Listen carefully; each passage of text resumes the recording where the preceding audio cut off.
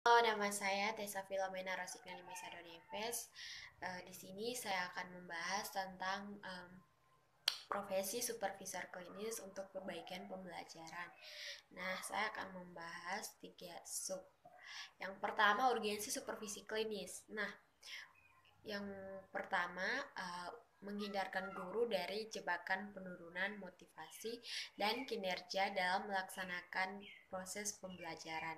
Contohnya dalam satu kelas ada siswa yang bosan atau jenuh dengan materi yang kita sampaikan atau materi yang guru sampaikan. Nah, kita sebagai guru harus mendekatkan diri dengan siswa dan memberikan motivasi atau dorongan kepada siswa tersebut agar dalam diri siswa tersebut tumbuh semangat untuk belajar. Yang kedua, mendorong guru untuk selalu adaptif terhadap kemajuan iptek dalam proses pembelajaran. Nah, contohnya itu dalam pelajaran TIK, guru memberikan pelatihan kepada siswa tentang misalnya cara membuat makalah dalam bentuk PowerPoint. Nah, dengan begitu kita bisa mengetahui kemampuan kita sebagai guru tentang teknologi itu sejauh mana dan bisa menambah tingkat pengetahuan kita dan menambah wawasan kepada siswa. Yang ketiga, menjaga konsistensi guru yang tidak kehilangan identitas diri sebagai penyangga profesi yang terhormat dan bermanfaat dari kemajuan generasi. Contohnya, dalam satu kelas ada siswa yang nakal. Nah, kita sebagai guru harus sabar menghadapi siswa tersebut agar kita tidak kehilangan identitas diri kita sebagai penyangga profesi.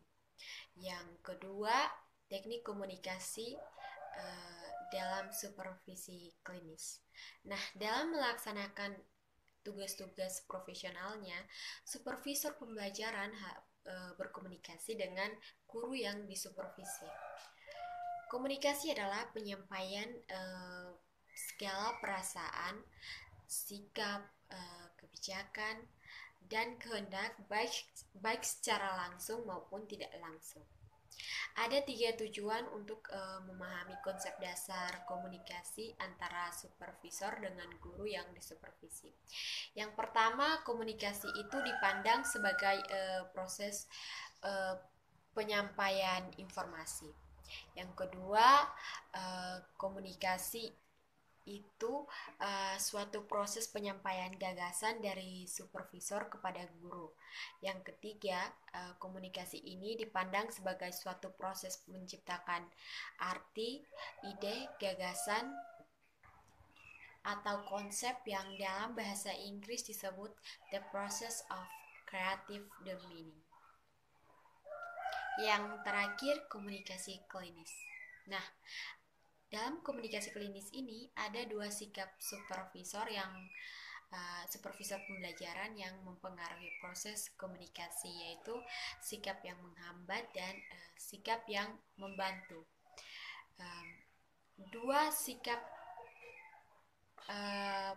pengirim pesan sebagai penghambat dan membantu ini menurut Jack R. Gibb tahun 1970 dalam Journal of Communication dituangkan sebagai berikut.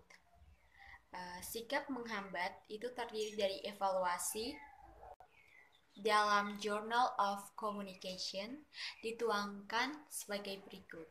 Sikap menghambat terdiri dari evaluasi, penguasaan, manipulasi, tidak memperhatikan, bersikap super, dan kaku. Sikap membantu terdiri dari deskripsi, permasalahan, spontanitas, memberi perhatian, menyamakan diri, dan luas. Sekian dan terima kasih.